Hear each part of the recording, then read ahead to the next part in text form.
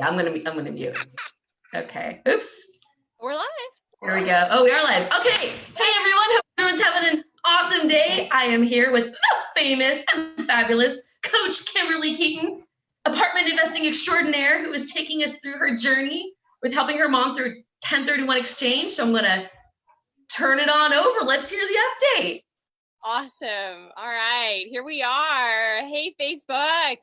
And anybody else watching anywhere else, however else this all gets out there. So I apologize. I was telling Stacey earlier, I'm sorry I'm not dressed up for y'all. I literally have been on phone calls all morning. I have been working on a pitch deck for raising capital with one of my business partners. So you get the hat today, but I think it ties in with my background. This is welcome to my backyard. So I live in the forest. Here we go. So getting it done. 1031 update. All right. I can't believe we haven't talked since April 30th. I was looking at the calendar. I'm like, what's going on? And every day, like whenever mom and I talk, I keep little notes of like little things that she's learning. It is so awesome. And this is what I love about real estate. This is what I love about people learning real estate and kind of getting into it, right? Because you can't tell anybody anything, right? That just doesn't work. None of us like that. I don't like it, right? You don't like it. None of us like it. So, helping mom. I think we talked last time about cute properties, right? I think we had one of those conversations. Like I had to get her off of cute properties into property. Right. Yeah. Okay. All right. So this week, one of the things, or these last 10 days, one of the things that she learned was, maybe I told you this or not. If not, just cut me off. Was she learned about cap rates and the impact of cap rates, because when we first started looking at areas, I just like Albuquerque and I want to go to Albuquerque. And I'm like, okay, cool. And by the way, caveat, I'm not recommending any city. There's reasons for all of them. So we were looking at Albuquerque, and she has about $600,000 to invest. And when we leverage that, we're going to get about 2.4 out of it. And so I said, okay, mom, so let's have this conversation. When you have a cap rate of 6 and you got $600,000, then we're looking at that's the formula you use all the time, right? The NOI and the cap rate and the building value, and you can back into it, right? So if you've got building value and cap rate, you can project the NOI.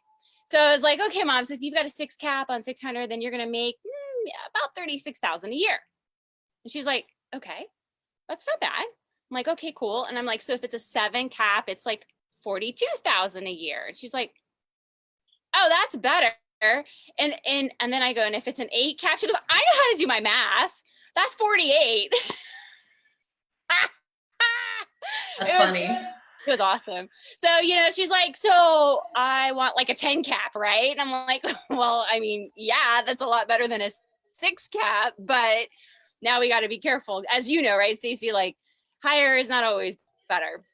Yeah, sometimes that's an indication that it works better on paper than it does in real life. Yeah. The high cap rates are usually actually a red flag, because it's like, what's real about this property? Yeah, what kind of area am I in? If it's right. Like, right, which was another learning lesson for mom this week. So she is on such a massive crash course of real estate. So we're talking a lot about the deals right now, because I turned on to Crexy. So she's going shopping and she's like, what is this? And what is that? And what is this? I'm like, awesome. This is so good.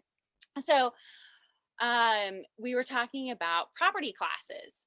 And so we had that whole learning curve of like, what's an A class? What's a B class? What's a C class and D class? She had no clue, which was awesome. So now she knows what A classes are and B and all of those, and what to look for and not look for. She also had, because she's looking at the paperwork, right? And so that's like one of the best ways to get into real estate, is to actually do it and then go, I don't understand what any of this is. What is this? And so that's kind of what we're troubleshooting every time. So area classes she now understands. And also, like you taught last week, I loved your 5-day. That was so great to just sit and watch and go through that with you, because it's practice, drill. You got it. it doesn't change. Like some little stuff changes, but it's always, you got to practice those fundamentals. Even like if you're a pro basketball player, pro baseball player, like they drill and drill and drill. So triple net was another one she learned this week. So one of the realtors pitched her a triple net deal. And she's like, I don't know. I have to talk to my daughter. I don't even know what that, I don't even know what that is. So we had that chit chat about triple net, which for those of you watching, if you don't know what a triple net is, so that tends to be a phrase that we really use in retail or office or industrial. So that's when you've got a tenant that's going to help you pay for property taxes. You're going to charge back utilities. You're charging all of these different costs back and common area maintenance that tenant will help pick up, which you're kind of starting to see a little bit in the multifamily, which is kind of cool. Cause that was another thing. She goes, what's RUBS? And that's where, which I love that. Well, and go ahead and explain that. Cause a lot of the triple net, the RUBS, is stuff that I don't usually talk about when I'm doing like foundational level stuff. But now that like we're bringing you on and we're going to start doing the courses and stuff, I like, go ahead and talk about that stuff, especially as you're teaching your mom, like everybody's going to want to learn that. So tell us a little bit about that.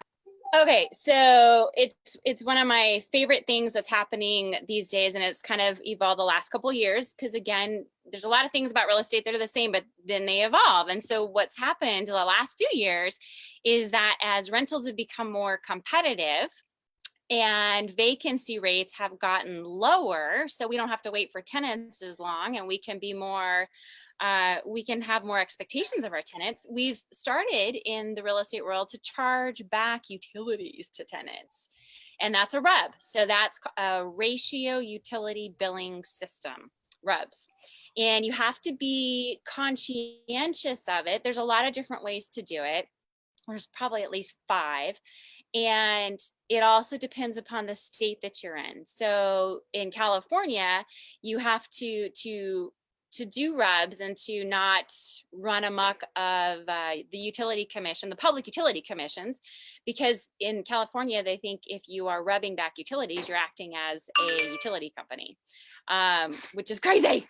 So you just get a third-party intermediary that'll do it. But usually in most states, you can just have your property manager do a chargeback. So you can take basically your utility cost for the last year. You can allocate it out to every unit based upon square footage or based upon number of tenants. And then on top of their rent, they have this extra little piece of money that they pay every single month, which, like you talked about in the 5-day, that adds to the value of your property. Right. Absolutely. Yeah, anything I don't have to pay for, awesome, so good.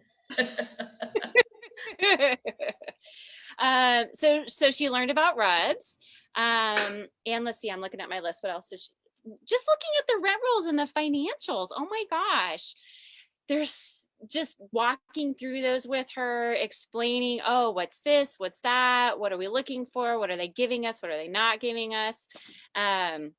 Like you went through in your foundation course, which was, again, a great description. You really went through some of those terms. And so she's learning that. She's right there with everybody else, like understanding what those are. Another thing that we're kind of, what is that note? Oh, okay. So the other question she came up with was GRM. What's this GRM? Oh, Mom, that's great. That's your gross rent multiplier. And she's like, well, okay, so what does that mean? And the short answer to it is basically, how many years does it take for you to get your money back? That's the short answer. So do you want a high GRM or do you want a low GRM? Low. So she's like, so an 8.2 GRM, that means it would take me 8 years to get my money back? I'm like, yeah, basically. She goes, I don't like that. She's like, I don't want that. And then, which was hilarious. So, that's kind of like what's one of those rules of thumb with the GRM. Sorry, I don't know if you guys can hear that. Yikes. Yeah, we can. It's fine. Someone's message or calling you. Yes. I don't know how to turn that off and not mute. Anyway, Okay. so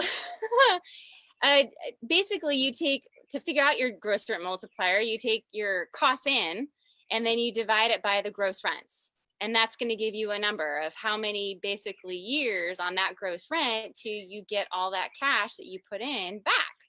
And then after that, so my general rule of thumb is I like to see that number around 5 or less, which is not always easy to find. It's easier to find in higher cap rates than in lower cap rates, right? Doesn't it usually kind of go hand in hand with the higher the cap rate, the lower the GI? Just because it's all the financial, how everything works together. Yeah. And it's so funny, like I'll go shopping for stuff. Probably about 6 months ago, I was launching an acquisition phase, and I thought, oh, I want to look here in California because I don't want to travel as much, and I can get to South Lake Tahoe pretty easy and Stockton pretty easy. And this was before they passed the rent control, and it was so funny because I talked to some real, which now I'm totally out of California. Forget it. Exactly. No, thank you. So when I was talking to some of the realtors in California, and you'll see this in places like Dallas or Austin, you know, these more expensive markets. They're like, yeah, it's like a 10.2 GRM. And I'm like, yawn. That's not what I'm looking for. So she got to learn about GRM, which was cool. It's another indicator, you know, that we track on how well the property's performing. And then the thing that we're kind of working on right now with Mom is on what kind of city that she's interested in. So now, if it's okay, I'm going to share some of the market analysis, which piggybacks off of what you were showing. So if that's cool, I'll share that with everyone. And while you're getting ready to share it, I'll just kind of, because some people might be watching this and this will be the first, it just happens to be the first one that they saw. So just kind of while you're sharing, I'll kind of give everyone a little bit of background. So KimBerly is a very experienced real estate investor in the apartment space and has been a trainer for a national training company for years. And now she has come on and she's our lead trainer in our apartment space.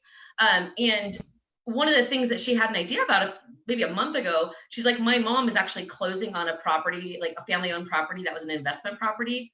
And we're closing on it, and she's going to do a 1031 exchange. And obviously, you know, being the experienced investor that KimBerly is taking her through that whole process and training her. So we are doing a video series, which you guys this is number 4. And KimBerly's literally just walking us through their live experience of going through a 1031 exchange. And anyway, so this is video number 4. So if you haven't seen them, and you want to see the rest of them, let us know. We'll connect you with those. But that's what this is. This is her giving us just the updates on where things stand and the research they're doing and kind of where her mom's going to land. So anyway, I'll just give you guys a little bit of background on that. Yeah, we're all curious to see where mom's going to land. I think she's probably the most curious. So here's some of the cities that she's looking at and cities I'm looking at. So there's a whole bunch of stuff here that I like to track. Now, there's many things that I look at besides this, and it really depends upon my exit strategy or like the client that I'm working with or my coaching student that I'm working with, kind of their exit strategy. So Mom she's a cash flow buyer. That is not how I buy. I'm a value add buyer. So we are going to be naturally drawn to different types of markets. Okay. So that's a very important foundational understanding. So some of the things that I like to track, population growth. And I know you taught on that, Stacy.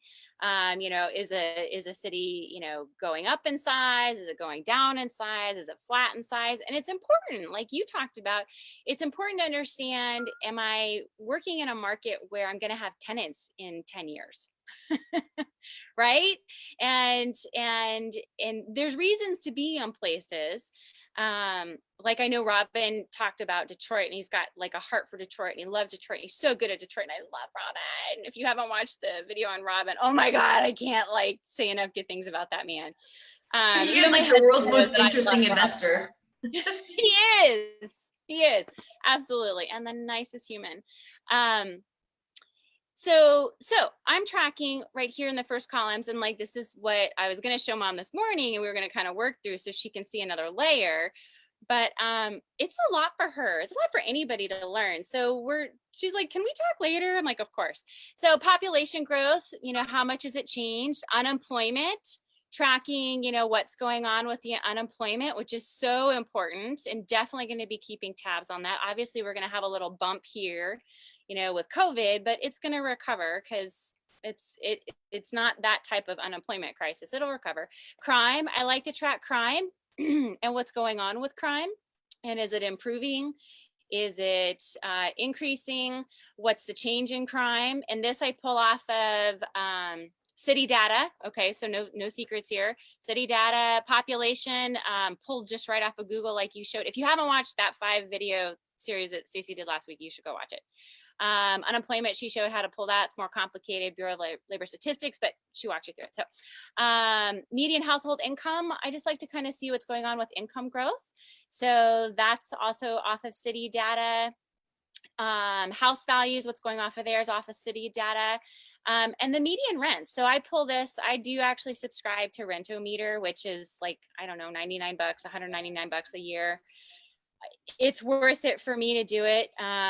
You could probably get some free stuff, maybe Rent Cafe or something will do it, but just the median average rent, because this is going to tell you a lot, right? Like here's a 1-bedroom in Chicago and the average rent for a 1-bedroom is $1,400 a month, versus in this little teeny tiny town that my mom's interested in, the average rent for a 1-bedroom is $550. So this is a great example to like kind of compare the two. If we go over here, so mom's found a deal in St. Joseph that she's really excited about, which is a small town. It's 75,000 people. So this will be part of the ongoing conversation with mom that we haven't had yet, because that's a teeny tiny little town. And there's not a lot of business there, and there's not a lot of feeder markets there. So you start to make an educated decision, because this is really like on a cash flow deal. There's a lot of ways to make money, right? Like you hear the ideal statement: income, depreciation, equity, appreciation, and leverage, which we haven't had yet with mom. So mom, if you're watching, this is coming, because I know she watches these sometimes. So income, right? That's where we're getting our cash flow. Depreciation is a tax benefit on the property. Equity is by paying down our mortgage and by improving the value of the property through raising rents and reducing expenses. Then you got appreciation. Well, in a little town like St. Joseph's, there's going to be no appreciation at all. I mean, and you're going to hope that anybody there, that business, whatever the main business is, doesn't close. Yeah. So that's kind of her next learning step. Yeah, I think it's higher risk, personally. That's a little high risk for me, because I like to know that there's a couple big businesses. Sort of the rule of thumb with small towns is you want to at least know there's some sort of college and hospital, because if those two things are there, then there's a good chance that the city will kind of keep on trucking along, which I'm going to kind of watch that one the next couple of years, quite honestly, because colleges are starting to lose enrollment, which is definitely going to be changing some of these small towns. Interesting. Yeah, I was just in a town right before COVID crashed. I was just in a town in Minneapolis with a student looking at property, and we went to a small little, I think Cloud, Minnesota, maybe it was. It was a little small town, but the university there had gone from like 20,000 enrollment like 3 years ago, and now they're down to like 12,000 in enrollment. That's a huge shift. That's actually really interesting, and it makes me want to keep an eye. I've never been a college town investor, although I know that that's a big strategy. I just never got to that. I just never got around to doing it. But that is interesting, because there really is a big movement right now in the internet marketing world, like completely separate from real estate.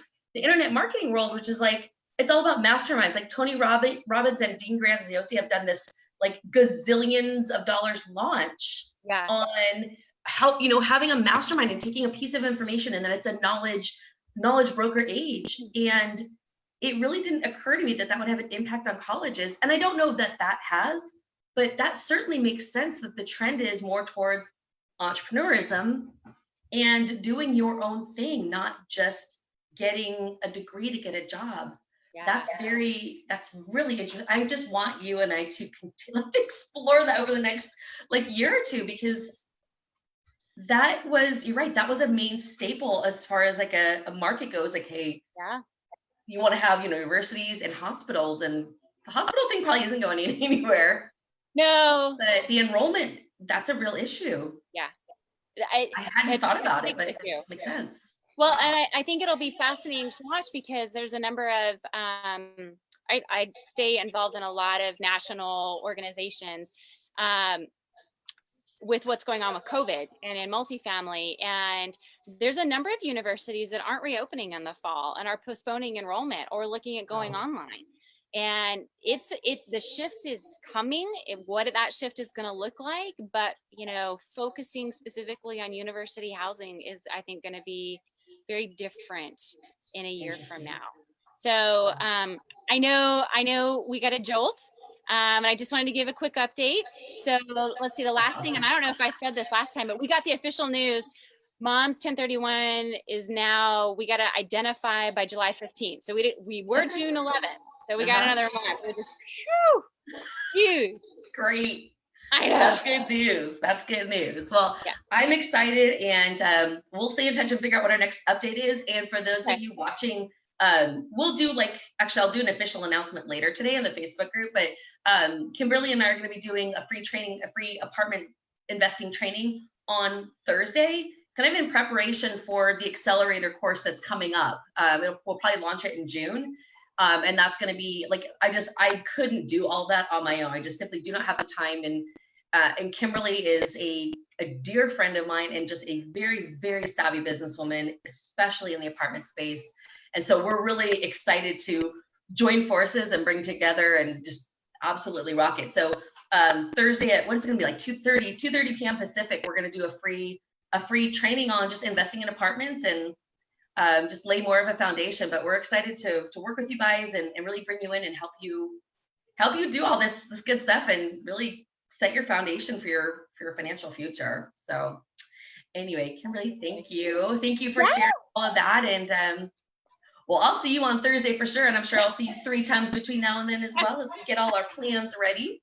For sure. And, just thanks to everyone for coming along on this journey and learning with my mom. And this is it. This is real estate. So it's not sexy all the time. I can't look cute and adorable. Like I think, Stacey, you're just like freaking cute as a button all the time. I don't know how you do it, but this just means my hair needs to be washed. That's what this means. Otherwise, it's down. Either it was too chaotic with the kids this morning, so it's going to have to go up, or this hair it needs to be washed. So, and today it was both. So there you have it, Facebook. My hair is up. I don't have my shit together, but I don't claim to. It's all good. But you know what I know? I know real estate. You know what? And you keep it real. And that's what I've always loved about you. There's no fuss. There's no muss. It's like, this is the real deal. So hair up, do real estate. All right. Peace out, girlfriend. I'll talk to you soon. All right. Have a great day, everyone. Thank you. Bye. Bye.